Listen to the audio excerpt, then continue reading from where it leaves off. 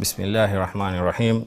Mola wangu ijalie amani moyo wangu, upanue upeo wa elimu yangu na uifanye sahali kazi yangu, na uniondolee shari katika kauli yangu ili nitakayosema yafahamike. Assalamu alaikum warahmatullahi wabarakatuh. Asante kwa kuungana nasi katika idhaa ya Horizon TV ndani ya kipindi Tunu ya Familia, tunapojadili na kuongozana katika masala ya kijamii. Kipindi chetu cha leo kimeletwa kwako kwa udhamini wa shirika la The Network for Religious and Traditional Peacemakers. Kwa takriban 70% ya wafanyikazi wa afya ni wanawake duniani. Pia watoa huduma wengi katika vituo vya afya ni wanawake. Hii ni kulingana na ripoti za UN Women Aprili mwaka 2020. Licha ya takwimu hizi kubwa, wanawake hawapati fursa kubwa kwenye meza za maamuzi dhidi ya Covid-19 katika nchi au taifa na dunia. Isitoshe, wanawake ndio wanaolipwa kiwango cha chini ukilinganisha na jinsia ya kiume. Dini na tamaduni zina mchango mkubwa katika mjadala huu ili kuboresha hali zinazowakumba jinsia ya kike pamoja na kupunguza dhana potovu. Janga la corona limechipuza athari nyingi dhidi ya wanawake, kijamii, kiuchumi, kijinsia na hata kisaikolojia. Na kwa leo tunaangazia athari za Covid-19 zilizodhihiri kwa wanawake. Ndani ya studio niko naye Ustadha Aisha Mohammed ambaye ni kiongozi wa Soma Mama. Karibu sana katika studio zetu za Horizon TV. Shukrani. Na vile vile tupo naye ambaye si mgeni sana vile, Bi Riziki Kaluki ambaye ana vyeo takriban kama vyote: chairperson MPCA, chairperson mental health, director Hidayah. Karibu sana mama. Shukrani. Na pengine tuanze ile gumzo kwa kugusia tu, utupatie maoni yako kuambatana na janga hili la corona. Pengine ni sekta gani ambayo imeathirika sana kiasi ya kuathiri asilimia kubwa sana ya wanawake, Bi Riziki? Na tunasema kwamba vile ili janga la Covid limekuja, tunaweza kusema wanawake kwa ukweli wameathirika kwa hali ya juu sana. Manake kama ni wakati watu kupunguzwa kwenye makazi, utakuta wanawake ndio watakuwa pengine ndio watu wa kwanza kupunguzwa katika zile sehemu za kazi. Manake wao ndio watakuwa wenye kuomba ruhusa kama wako na watoto wagonjwa, wao ndio wenye pengine atakuwa mtu ako na mimba. Kwa hivyo wao ndio rahisi kutolewa kwenye kazi kuliko wanamume. Kisha ulivyoeleza ni kwa wanawake sana hawakai katika meza, katika zile decision making, katika policies. Kwa hivyo policies ambazo zitakazo pengine tengezwa ama zitakazo kuwa zimekubaliwa zitakuwa si zenye kuwa zinapendekeza sana mambo ya wanawake. Manake ni wanaume watakuwa wamekalia zile policy. Kwa hivyo sana zitakuwa zimelemea wanawake. Kwa hivyo ukiangalia sekta, hata kama ni kazi ya nyumbani, wakati kulikuwa kumefungwa sana Covid, hata wale wafanyikazi wa nyumbani ambao wengi ni wanawake walikuwa ni wenye kuachiliwa na kuambiwa mtakwenda mtarudi baada ya Covid imepungua. Kwa hivyo mimi naona kuwa hata kama ni walimu wanawake ndio wengi, wao ndio wamekuwa pia wamekaa nyumbani, hawana mapeni ya kuweza kujimudu. Kwa hivyo utaona kwamba wanawake katika hili janga kifedha wameathirika sana. Manake hata kama ni mwanamume ameachishwa kazi, ule mwenye ambaye ataambiwa sasa ubudget hizi pesa ni ule mke nyumbani, yeye ndio ataambiwa haya hapa sasa kazi imepungua, mambo ni hivi. Kwa hivyo mwanamke mimi naona kwa kuwa yeye ndio mwenye kuathirika kwa hali kubwa sana kuna hili janga. Na vile vile tukujumlishe Bi Ustadha Aisha, katika hili gumzo tutaka kuelewa, hebu tubainishie kulingana na mtazamo wa dini na tamaduni, kwa nini hatuna wanawake wengi katika ngazi za juu kwenye maamuzi? Okay, vile umesema katika tamaduni mwanamke ameishi kwa yeye ndo wa kuambiwa la kufanya, kama ni yule ambaye hana akili ya kujifikiria yeye mwenyewe. Katika dini iko wazi kwa mwanamke anaweza kuwa ni mwenye kuchangia katika kuleta maamuzi, yani she can be a decision maker also, yani na tumeona kuwa for many years mwanamke wa Kiislamu amekatazwa hiyo fursa ya kuja kuwa among the people who wana make hiyo decision.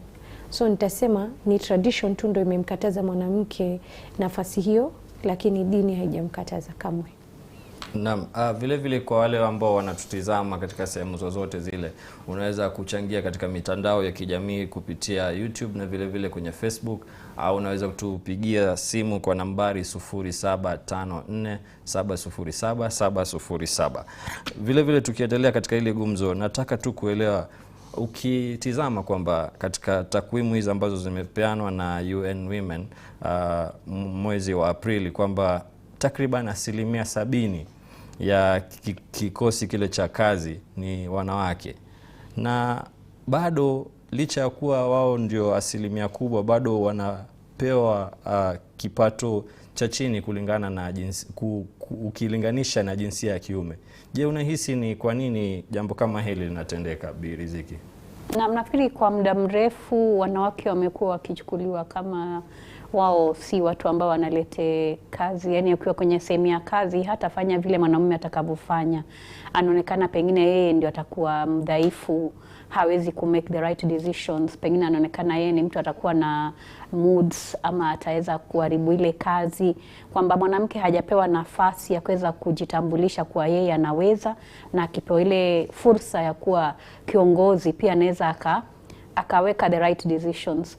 Na I think vile Ustadha Aisha alipoeleza ni kwamba si kwamba ni dini ambayo inamfanya mwanamke imdunishe, bali ni culture zetu, kwamba tangu tukilelewa tulikuta wanaume ndio katika hali za zile nafasi za mbele. Sasa wanawake wamekuja nyuma baadaye, ni kama wanajaribu kufit in, lakini bado hawajapewa ile nafasi. Na nafasi zinapotokea zinaonekana heri tumpe mtoto wa kiume kuliko mtoto wa kike, manake huyu mtoto wa kiume pengine ndio ataweza kuangalia zile nini kama budget za nyumbani, kulipa rent, kuangalia mapato yatatumika vipi. Mwanamke anaonekana yeye ni wa kuletewa siku zote. Lakini ukiangalilia kwa sasa vile ilivyo, utakuta wanawake wengi ndio wanasimamia majumba, ndio wanajua kutaliwa nini, ndio wenye kuachwa kutumia hao mapeni na kuweza kulipa hizo nini zinahitajika. Kwa hivyo mimi naona ni afadhali tukae tujue kwamba siku hizi mwanamke na mwanamume wakiwa katika ile sehemu ya kazi, kitu kinachotakikana ni ile skills. Yeye amekuja ako na knowledge, ako na skills. It's not about huyu ni mwanamume, huyu ni mwanamke. Ni ile skills ambayo ako nayo ndio muhimu, ambayo ataweza kufanya ile kazi iwe bora. Na vile vile pengine ukitaka kuongezea, nataka tu kukudokezea pia swali lingine ukiendelea. Unaichukuliaje hii dhana kwamba watu husema mwanamke nafasi yake ni jikoni kwa upande wako? Yes, as a community worker, but first as a teacher by profession, nafanya kazi katika yani on the field, on the ground in Mukuru. Naweza kusema kuwa pindi mwanamke anapopata empowerment, whether it's economical empowerment ama amepata ile education, huwa anakuwa ni threat katika ile community, especially a community that is used to mwanamke mahali pake ni jikoni. Swali lako ni je, mwanamke pale pake ni jikoni? I'll just say definitely not. Mwanamke has so much to give to this community. Her abilities, her knowledge, her skills. Tunaambia ukimtengeneza mwanamke mmoja umetengeneza jamii. Now what I believe is that pindi wanaume wataacha kumwona mwanamke kama a threat, yani when they will stop seeing her as a threat, hapo na wamuunge yule mwanamke na wakampa ile support ambayo anahitaji, hapo tutaweza kukuza hii jamii. I can say for my own experience, wazee pale mtaani wananiambiaga, Ustadha, wewe tangu uanze kufundisha hawa mama na tangu wapate empowerment projects na hawa mama wamekuwa kichwa ngumu sana, hawatusikizi pale majumbani. Hata utakuja kuona wanapigwa sana hawa kina mama. Why? Because those men feel intimidated. Because mwanamke sasa anajiweza, anaweza kujikimu, anaweza fanya hesabu za budget za nyumba better, anajua this is not right, anajua this is right, anajua kila kitu. Sasa she's empowered. So at the end of the day, if men stop seeing women as a threat when they are empowered and support them instead, In that way tutaweza kuwa na jamii bora kuliko ile ambayo tuko nayo leo. Na maneno kuntu sana uliogusia. Vile vile Bi Riziki, tuzungumzie swala ile ambalo huwa linachipuka sana kuhusu usawa wa jinsia. Je, maoni yako ni yapi kuhusu swala kama hili? Naam, usawa wa jinsia ni jambo ambalo tumelisikia kwa muda mrefu, na sisi tutasema kama Waislamu tunajua kwamba mtoto wa kiume ama mwanamume amepewa nafasi kidogo juu kuliko mwanamke. Na hii nafasi hakupawa kwa sababu yeye ndio mwenye akili zaidi, ama yeye ndio mwenye pengine anaweza kufikiria zaidi ama kitu fulani. Mwenyezi Mungu mwenyewe amempa ile nafasi na sisi watu tunaikubali. Lakini mwanamke tunasema ni mtu ambaye pia ana nafasi katika hiyo uongozi. Si lazima awe pengine yuko pale top, pengine kama ndio kwa nyumba kuna mwanamume, yule mwanamume ndio kiongozi, mwanamke atakuwa yuko chini yake. Lakini lazima yule mwanamume pia ajue kwamba huyu mwanamke lazima ni mshauri katika mambo ambayo nataka yafaulu. Na utakuta siku zote mwanamume ambaye hafati ushauri kutoka kwa mke wake ama kutoka kwa wanawake katika familia yake, hata kuwa ni mwenye kuwa successful. Ndio nasikia tukisema behind every successful man there is a woman. This woman could be your mother, this woman could be your wife, this woman could be your sister, it could be anybody. Lakini utakuta mwanamke siku zote akona ushauri. Kisha mwanamke mi husema akona kama fifth sense, and hata kusoma body language. I think wanawake they read it better than men. Women can actually see things a man might not be seeing. Na huwa napeana example ya kama tuweza kwenda kwenye nyumba fulani kutembelea mtu, pengine kwa ile nyumba kuna ugomvi, ule mwanaume aweza kuwa yeye hajahisi kuna chochote. Lakini mwanamke aweza kumwambia tuage hapa, mimi naona kama watu walikuwa na mazungumzo. Kwa hivyo mwanamke ni mtu anaweza kusoma mood hapa hali easy ya kuliko mwanamume. Kwa hivyo ni very important wanawake siku zote wawe ni wenye kushauriwa. Na katika dini yetu tumeona mtume wetu akishauri mpaka mke wake.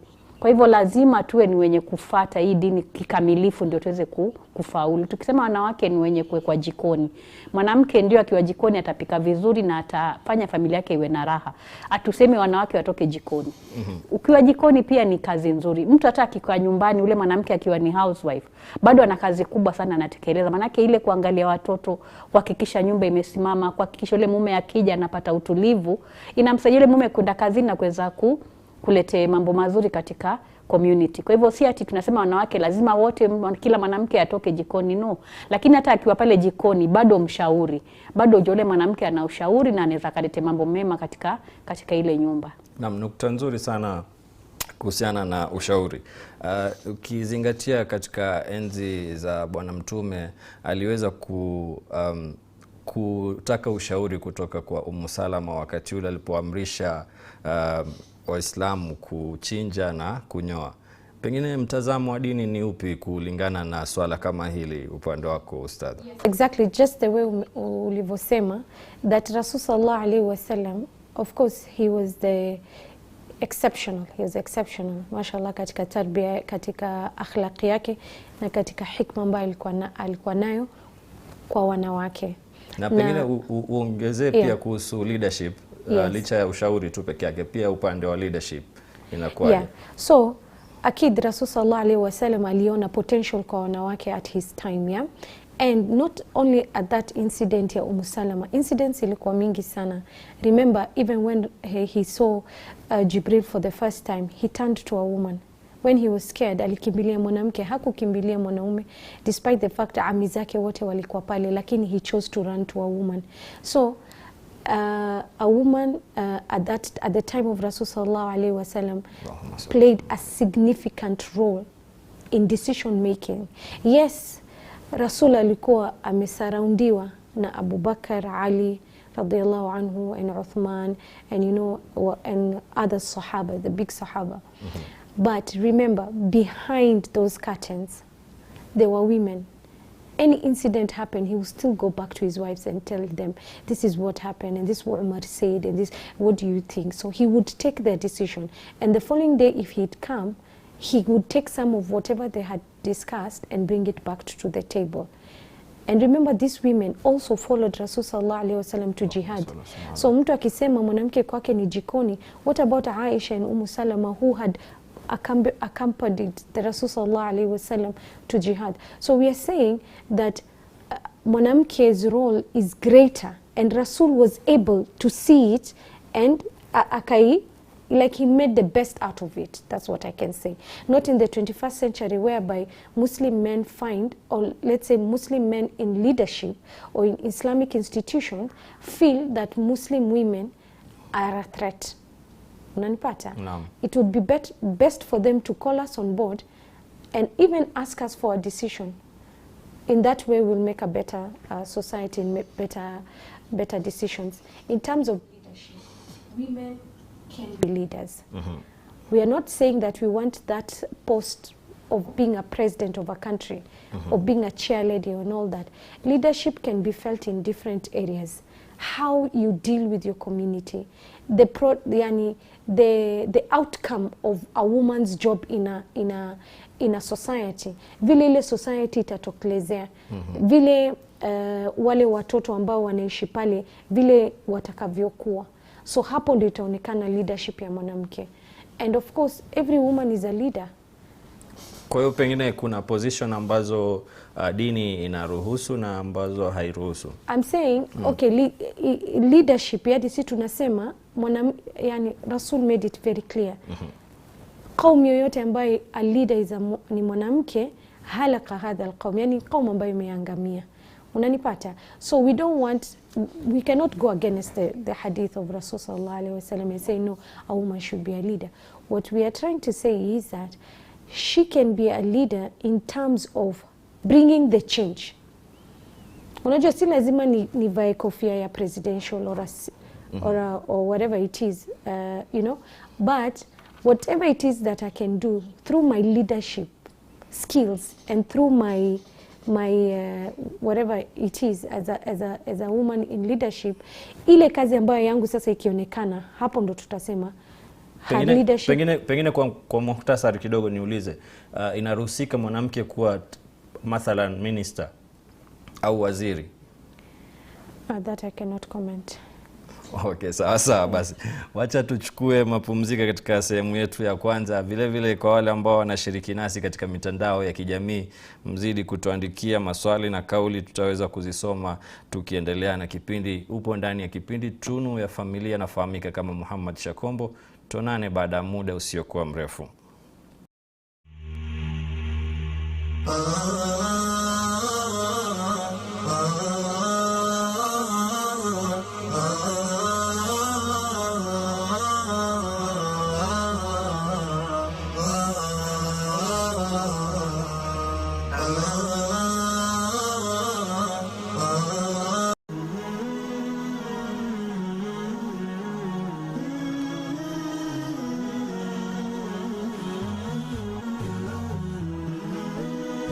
Horizon TV, the beacon for the nation.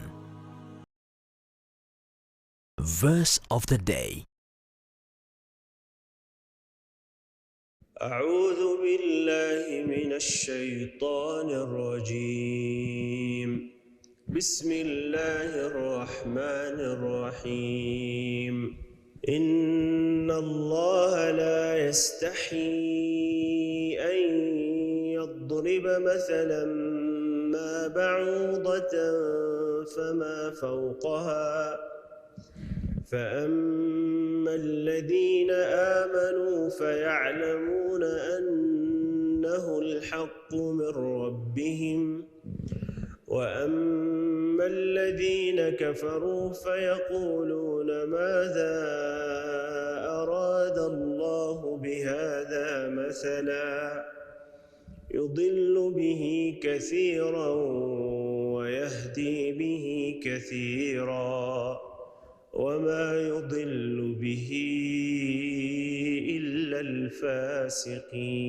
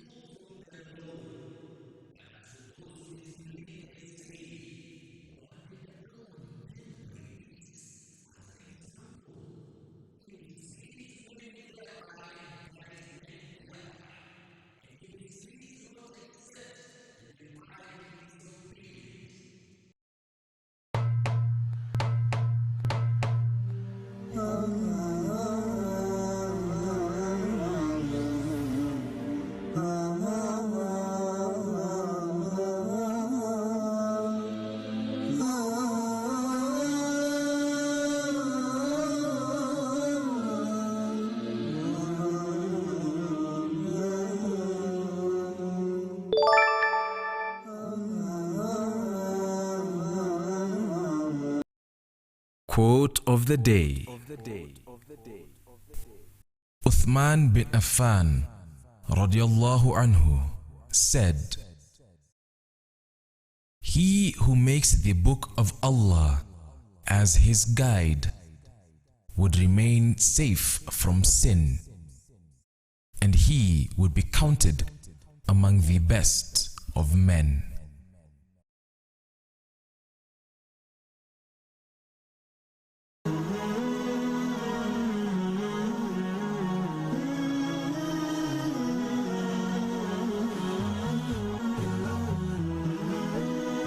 Horizon TV, the beacon for the nation.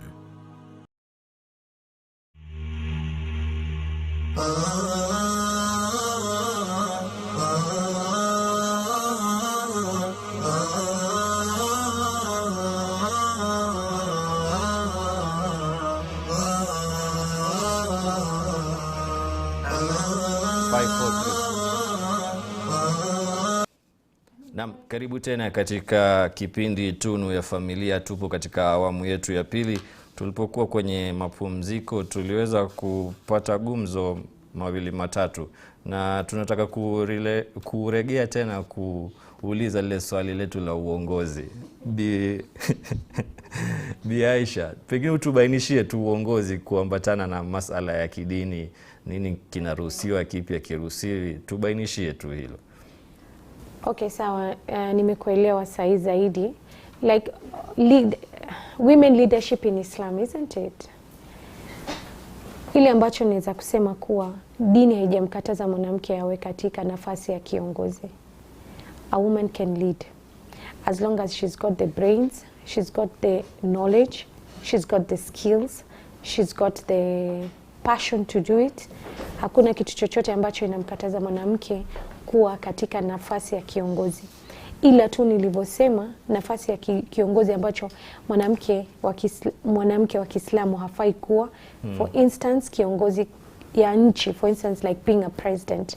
Lakini ministerial, right now I've understood that now that we've taken a break, I've understood that even in ministry she can be a cabinet minister, she can be a CEO of any company, she can be a head teacher of any school, she can hold those high level administrative posts anywhere.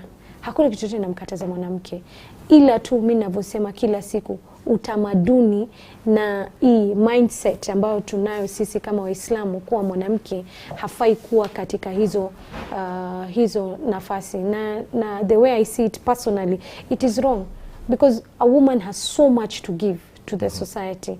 Na pindi unapombana ama unamkataza to let out her potentials, hapo utakuwa umeumiza jamii vibaya sana. That's all I say. Na Muslim men, mimi naweza kusema waache kuangalia wanawake katika these leadership roles, wamepanda katika ranks, waache kuiangalia kama ni threat. Hakuna threat yoyote. Mwanamke akikaa pale, anakaa pale kama mama, anakaa pale kama somebody's daughter, anakaa pale kama like the mother of that community, so she's going to hold it with that aspect in mind. Naam. Yeah. Vile vile naona kuna ndugu hapa anaitwa Ahmed Albani asema al-akh Shakombo, hilo swali ulomuuliza Ustadha Aisha kuwa mwanamke anaweza kuwa waziri, kimaoni yangu anaweza, ila kuwa rais ndio inakuwa haifai kiukweli. Yes. Jamii iweze kutambua umuhimu wa wanawake. Vile vile akasema anatupata vizuri akiwa upande ule wa Oman. Mada ya leo nzuri sana mashallah, kiukweli wanawake wana nafasi kubwa sana kwa jamii na kidini pia, ila wengineo hawajatambua. Bi Riziki, pengine tukiangazia katika nyakati nyingi ama hapo awali tulikuwa tunakisia kwamba mmoja kati ya wanawake watatu wanaweza kufikwa na dhulma za kijinsia. Sasa katika janga kama hili, pengine naona kama takwimu zimeongezeka. Ni nini chanzo cha jambo kama hili haswa? Naam, tutaona kwamba wakati ule janga lilipokuwa limeanza, kazi zilikuwa zimefungwa, maeneo ya watu kwenda pengine jioni pia ikawa limefungwa kwenda kujivinjari, kulikuwa kumefungiwa, watu wako sana nyumbani. Sasa ile kwa pale nyumbani utakuta kwamba siku zote huwa tunasema hizi dhulma za kijinsia ama za kimapenzi sana sana hufanyika kutokana na watu wa familia. Si mtu wa nje ambaye sana sana atakuja awe ni mwenye kumdhulumu mtoto. Ni mtu wa pale nyumbani ama mtu wa pale mtaani ambaye anajulikana. Kwa hivyo huu wakati shule zilikuwa zimefungwa, watoto wako majumbani. Haya, watu wote wako majumbani, kisha watu walifungiwa sehemu. Ikawa kama mimi nilikuwa nimesafiri Mombasa, nimepatikana niko Mombasa, itabidi nikae pale. Sasa kama ni wajomba ni nani, watu wakawa wanakaa pale nyumbani kwa wingi, na watu pengine ambao wamefungiwa pia wamebidi wabaki pale kwenye nyumba ya mtu, pengine wako naye kwa muda mrefu. Hatujui huyu mtu tabia zake ni za vipi.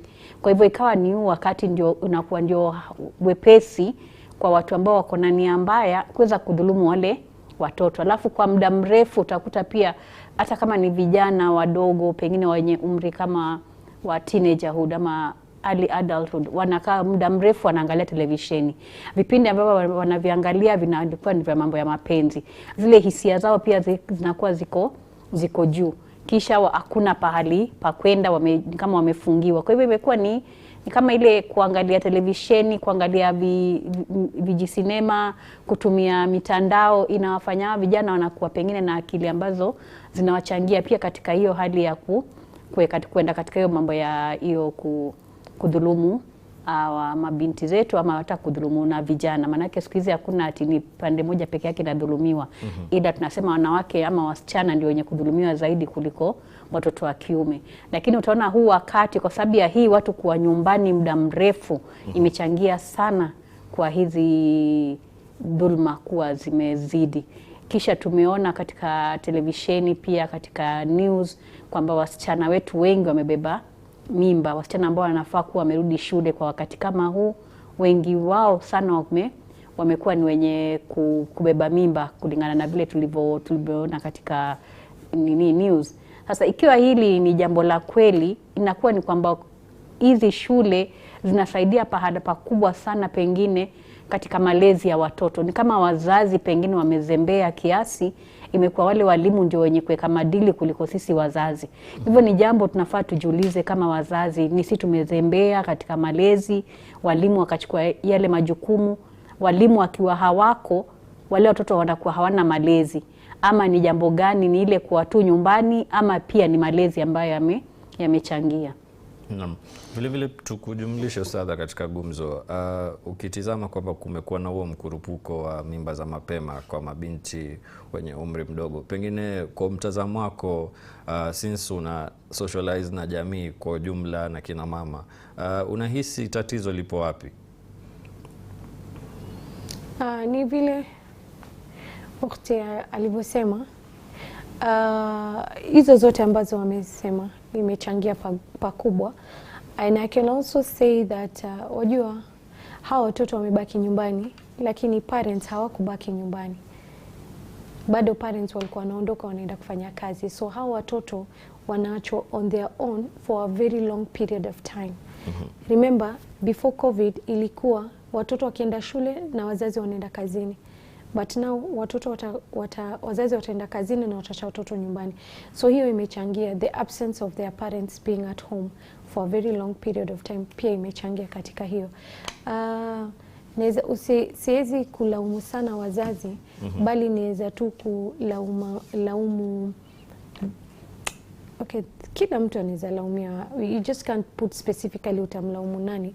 But personally on the ground nimeona kuwa kuna wasichana wengi wamepata mimba. Rape cases imekuwa, defilement actually imekuwa mingi sana.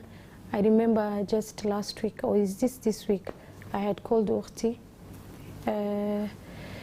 ummi wetu tunamuita Ummu Hamza. Ummu Hamza, I had called her for a defilement case ya watoto wetu wawili wa kike, wawili wa kiume na mmoja wa kike.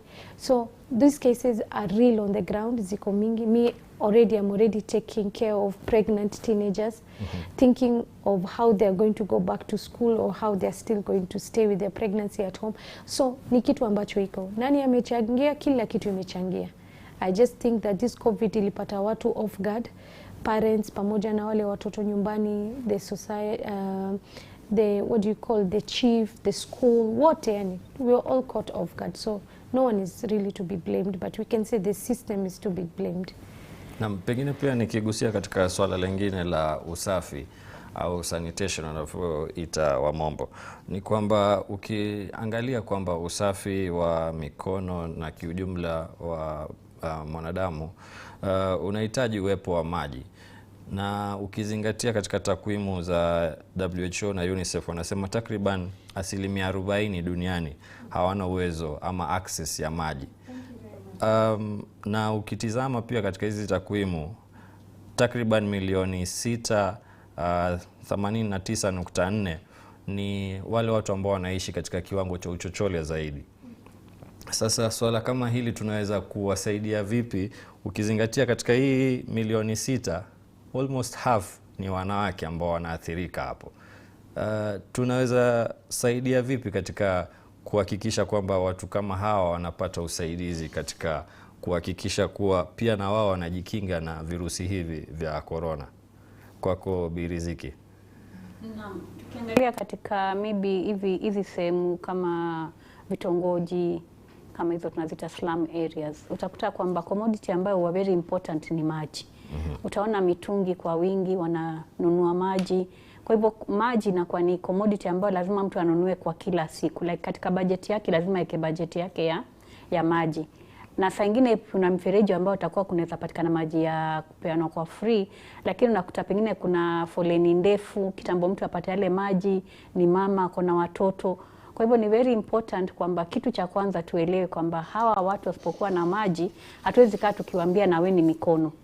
Na hatuwezi kuambia tumia sanitizer, ambapo afadhali anunue mboga kuliko anunue hiyo sanitizer. Kwa maana atahesabu hiyo pesa ya sanitizer kwake ni mboga ambayo atalisha watoto wake. Kwa hivyo tunapokuwa tukisema watu wanawe mikono, fanyeni usafi, lazima tuwe sensitive kwamba hawa watu tunaambia wanawe mikono, tunaambia wafanye usafi. Je, tumewapatia maji ya kufanya huo usafi? Na maji yenyewe yawe ni yenye kutosha kwamba mtu anaweza akafua, akanawa kila wakati na akawa na maji ndani ya nyumba yake. Kwa hivyo pale tunaanza kuuliza systems, like what are the systems in place?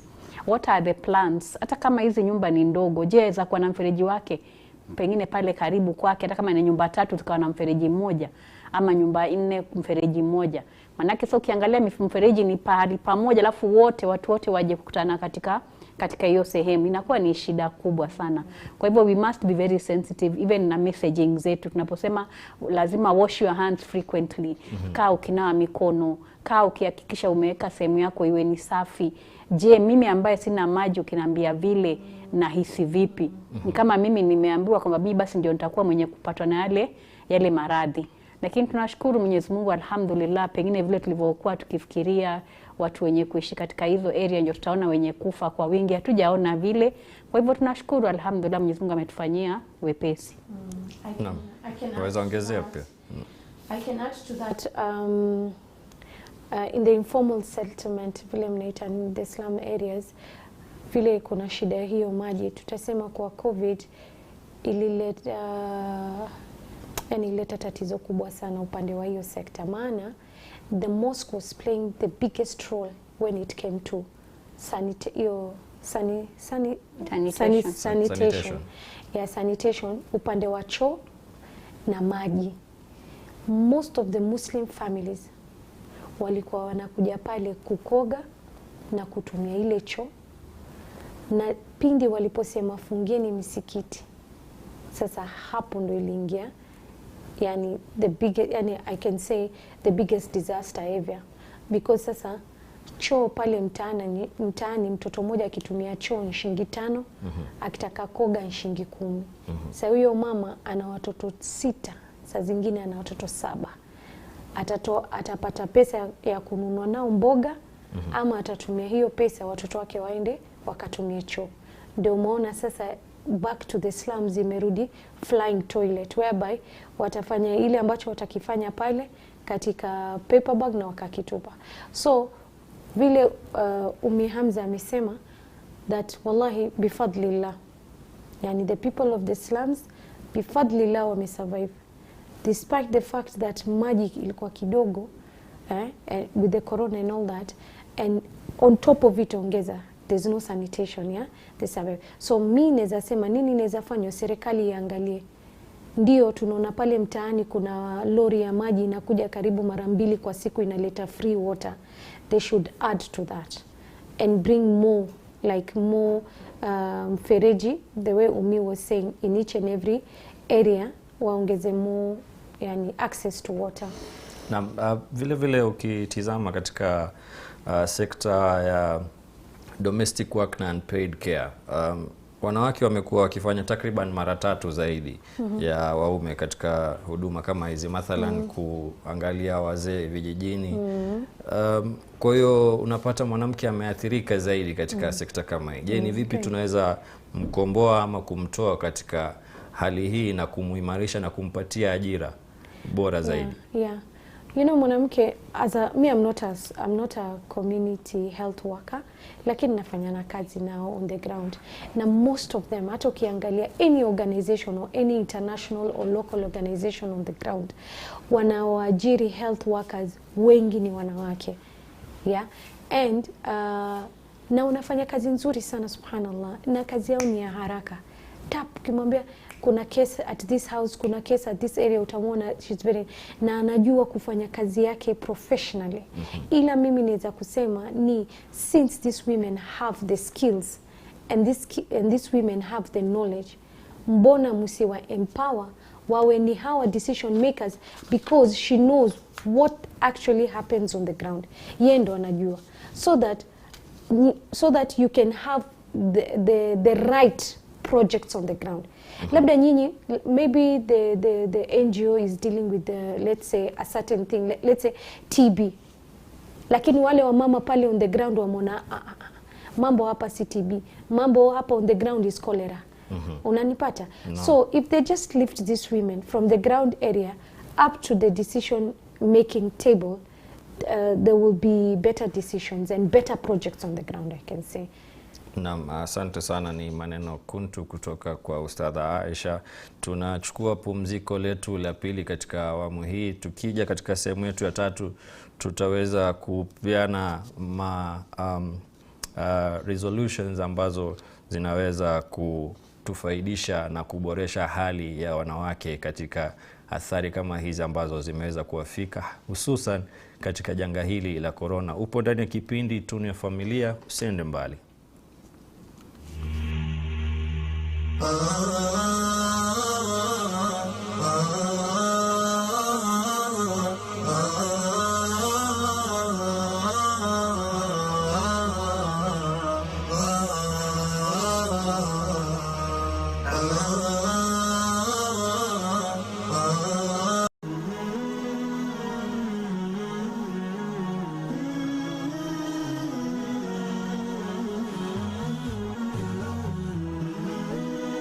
HorizonTV, the beacon for the nation.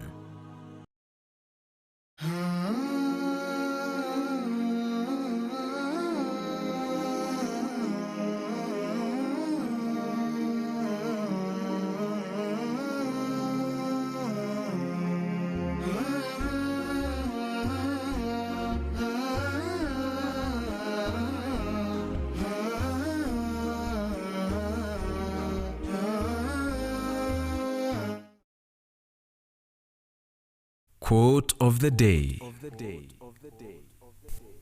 Uthman bin Affan radiyallahu anhu said,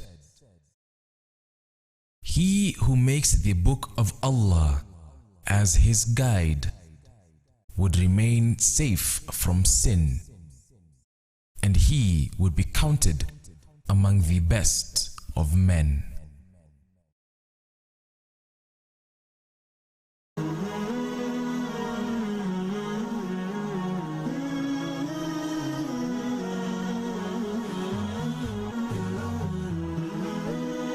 HorizonTV, the beacon for the nation.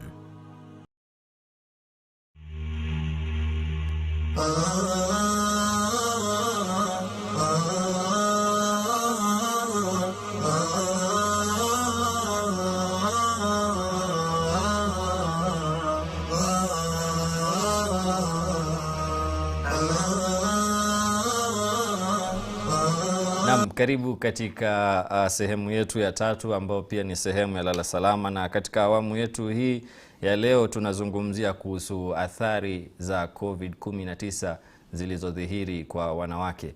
Vile vile ukizingatia kwamba Covid-19 imeweza kuleta athari kubwa sana kiuchumi. Hebu tulijadili swala kama hili la uchumi kwa wanawake, ukizingatia kwamba asilimia kubwa pengine ya ile informal sector imejaa wanawake. Mathalan mama mboga, mama ntilie, wengi ni wanawake, na ukitizama kwamba kuna zile restriction ambazo zimekuja kuhakikisha kwamba biashara fulani hazifanyiki. Sasa tulizungumzie athari hii ya kiuchumi kwa mwanamke. Tunaweza tukafanya nini haswa katika janga kama hili, Bi Riziki?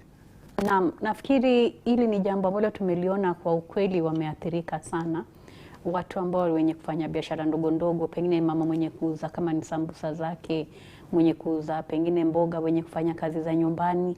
Ni muhimu tuelewe kwamba hawa ni watu ambao wanachangia sana katika ekonomi ya hii nchi. Sasa tunaposikia kwamba kuna mapeni fulani yanapeanwa kwa kuinua biashara ndogo ndogo, sisi tuseme kama wanawake wa Kiislamu, kitu cha kwanza tutauliza, je, iko na riba? Hizi pesa zina riba ama hazina riba?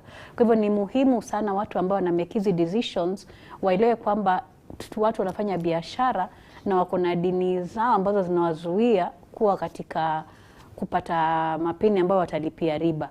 Kwa hivyo kuwe na mikakati ambayo kila mtu atasaidika despite kwamba yeye ni dini yake inamzuia kuwa na mambo fulani. Utakuta saa hizi mapeni pengine anaambiwa atapeanwa na benki fulani, lakini utakuta ndani kuna riba ndani yake, na ule mama anatakana achukue yale mapeni aweze kujisaidia ile biashara yake. Sasa pale pia si tujiulize kama community, maybe as a Muslim community, mikakati gani tunaweza tukaweza kuwasaidia wale kina mama waweze kujimudu na kuweza kurudi back to biashara zao. Is it we need to maybe use our zakat fund? Naona tumeanzisha hizo zakat funds. Is that enough hiyo zakat, ama should we do funds drive? What should we do? Tukae chini tufikirie kwamba kuna watu wameathirika kikweli. Kuna watu wengine wanakupigia simu, mtu anakuambia mimi naona kama nijitoe uhai, nimefungiwa nyumba. In the last 1 month I think nimeongea na watu kama 3. Kila mmoja ananiambia mimi nimefungiwa nyumba kwa muda mrefu, niko kwa majirani ama niko kwa familia, niko na watoto, sina chakula, najihisi kama mimi heri nijitoe uhai. Mwingine aliniambia mimi nimefungiwa nyumba, nimemchukua mke wangu nimempeana kwa dadake, mimi niko kwa kakangu, yeye ameenda na mtoto. Sasa unakuta kwamba watu kweli wameathirika kwa hali kubwa sana, na hatujui tuwasaidia kivipi. Kwa hivyo ni lazima kama community tuangalilie, je, ni mikakati gani tunaweza tukaja nayo tukaweza kusaidia watu kama hawa. Manake hata ikiwa tarudi katika biashara zao, utakuta mtu hana yale mapeni ya kwenda kuanza ile biashara tena. Kwa hivyo wanarudi pale pale, tunakuwa pengine na waombaji tena zaidi, ama tutakuwa tuko na shida tena zaidi. Na mwanamke akiwa katika ile shida, mwanamke ni mtu ambaye ni very sensitive. Mwanamke mahitaji yake ni mengi zaidi. Kama ni mama nyumbani, ako na watoto wa kike, wale watoto wa kike wanahitaji vitu zingine zaidi kuliko pengine watoto wale wa kiume. Ule mama anahitaji, pengine ana mimba, ataka aende hospitali, pengine ana kitu, yani ana mambo mengi sana mwanamke ambayo atahitaji zile fedha aizi kujumika nao haya mambo. Ndio kiangalia mwanamke siku zote ana huruma sana. Ikiwa ni mtoto wa kike, atakuwa pia atakapia kuangalia na wazazi wake. Kwa hivyo alikuwa anajiangalia yeye, pengine na pia anamwangalia na mzazi wake. Sasa haizi kujiangalia yeye, amwangalia watoto wake na angalia wazazi wake. Tumekuwa tukiona watu wakifa. Tujue katika ile watu ambao wamekuwa wakifa, tumekuwa tukiambiwa takwimu kubwa ya wenye kushikwa na Covid ni wanaume. Wenye kufa pengine pia ni wanaume. Kwa hivyo ni waume za wale wanawake. Kwa hivyo tuko na wajane wengi pia zaidi. Sasa tukae tujiulize, hawa wajane, je, tuko na mikakati gani kuwasaidia? Haya, wanaume wamepoteza makazi. Mwanamke nje alikuwa anafanya biashara hiyo yake ya chini. Je, hizi familia tutafanya vipi? Na hatuwezi tukakaa tukafunga macho tukajifanya hatuoni kwamba kuna hii shida za community. So we need to ask ourselves, what is the roles? Should we come in as massagists, tujue within padi msikiti huko which community imeathirika, ni watu gani wako tayari kusaidia, na ni njia gani tunaweza tukasaidia. kama ni kuwa empower na skills na knowledge za kuwa okay, when you go back to your business, these are the new skills you can use. And also maybe uwe na pesa yako ya emergency, kukitokea janga kama hili uko na mapeni pengine umeweka kando kidogo ya emergency. Lakini tukisema kwamba tutarudi tuanze maisha yetu vile tulikuwa, kuna watu kwa kweli tutakuwa tumewasahau na maisha yao yameathirika kwa pakubwa sana. Naam, maisha yatakuwa yameathirika kweli. Vile vile pia ukizingatia kwamba kuna kauli ya katibu mkuu wa shirika la kimataifa UN Secretary General Antonio Guterres akihimiza watu kusitisha vita katika maeneo tofauti, ila ukizingatia mathalan Yemen na Syria bado kuna migogoro inaendelea, na asilimia kubwa ambao wanaathirika ni wanawake. Pengine mchango wa viongozi mathalan wa kidini na tamaduni wanaweza kufanya nini katika kuimarisha ustawi wa jinsia hii ya kike, Ustadha? My dear, you're talking of something that resolution haijapatikana for the past 100 years. When men go to war, they don't put mothers and children in mind. Hao wanaangalia status peke yake, wanataka huo uongozi peke yake. So it doesn't matter how many civilians watakufa, it doesn't matter how many women and children suffer, it doesn't matter how many children, like in Yemen right now tunaambiwa kuwa zaidi ya watoto 3,000,000. That was something I read maybe 3 months ago, so I don't know right now, kwa watoto zaidi ya 3,000,000 are starving. So when this government and its oppositions are going to war, or whether the government is going to war with another country, what we can say is that consider these women and children, because hata dini inasema, Rasul sallallahu alaihi wasallam anasema sile mnapo, yani alikuwa anasisitiza, sijui hadith bidabt, lakini alikuwa anasisitizisha sana when they are going to war, wachunge sana wamama, watoto na miti, wasiwe ni wenye kuzikata. So considering them is very vital, because hiyo ni generation nyingine inakuja. Utakapo yani utakapo mkata mwanamke, yani utakapomdhoofisha mwanamke, umedhoofisha ile jamii. So when a woman is in war, has no access to, let's say, proper food or proper sanitation or proper shelter and proper hiyo yote, hapo inamaanisha the whole society is in nini. So let them consider women in times of this, in hard times like that. Naam. Pia ukizingatia katika janga kama hili kumekuwa na tuseme dhulma sana, mathalan pia online.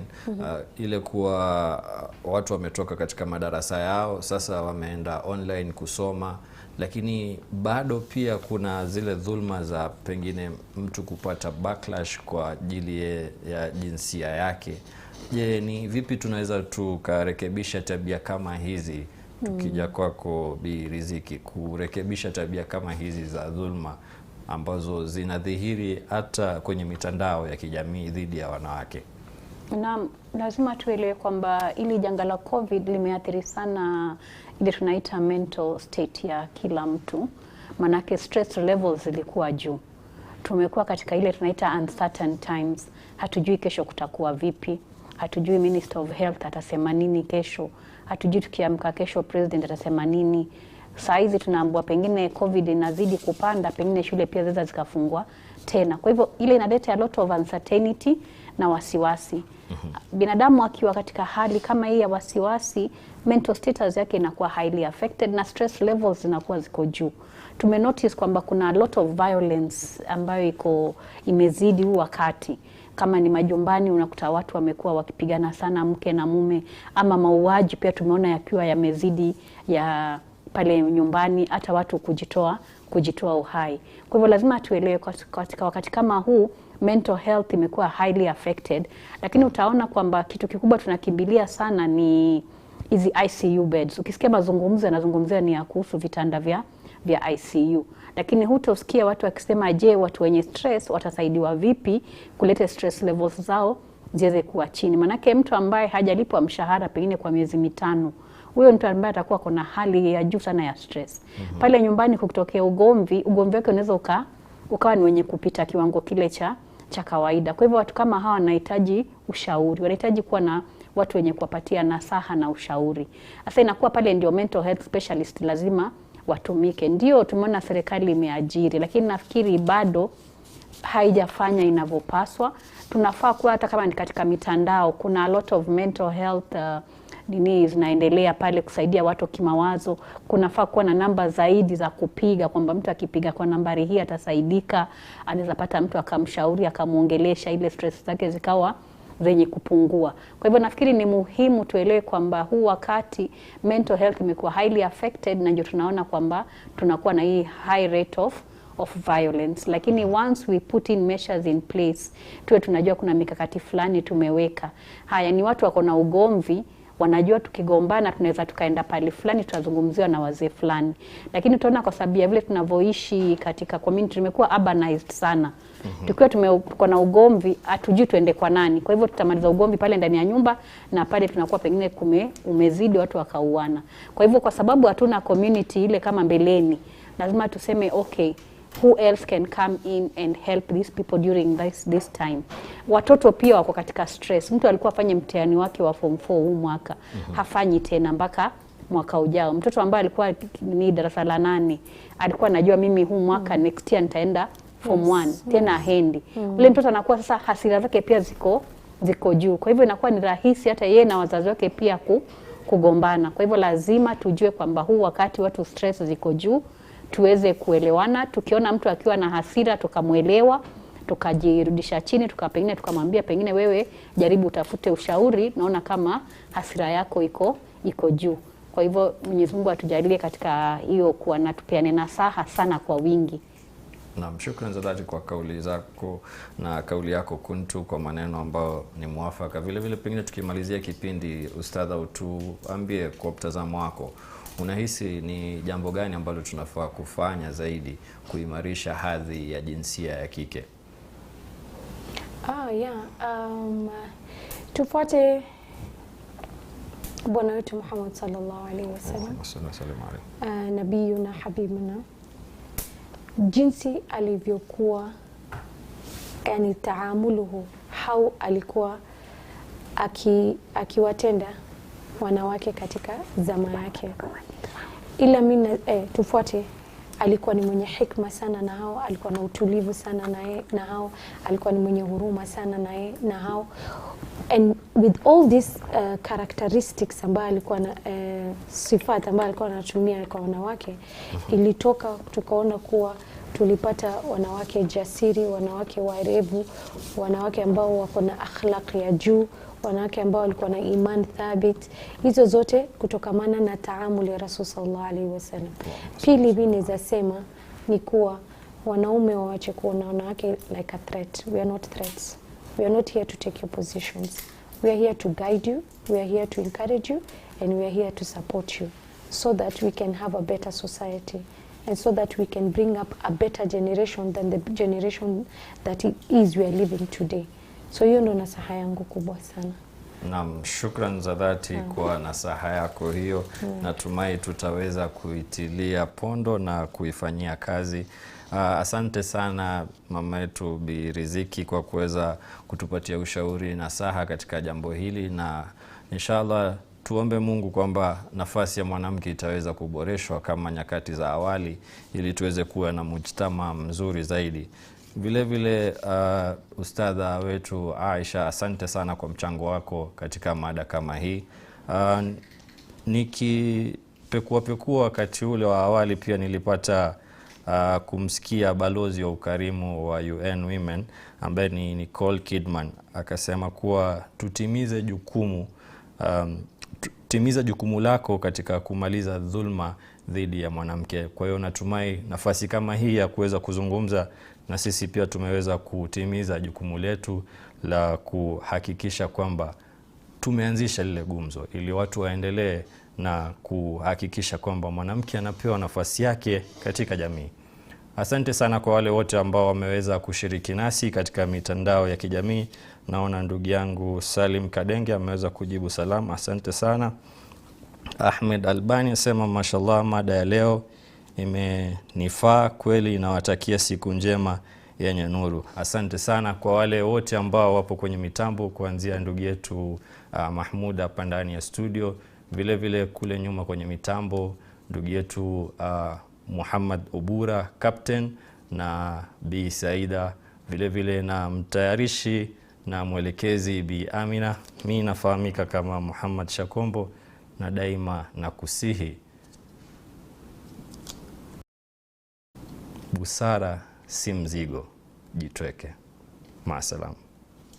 Kipindi cha Tunu ya Familia kimeletwa kwako kwa udhamini wa The Network for Religious and Traditional Peacemakers.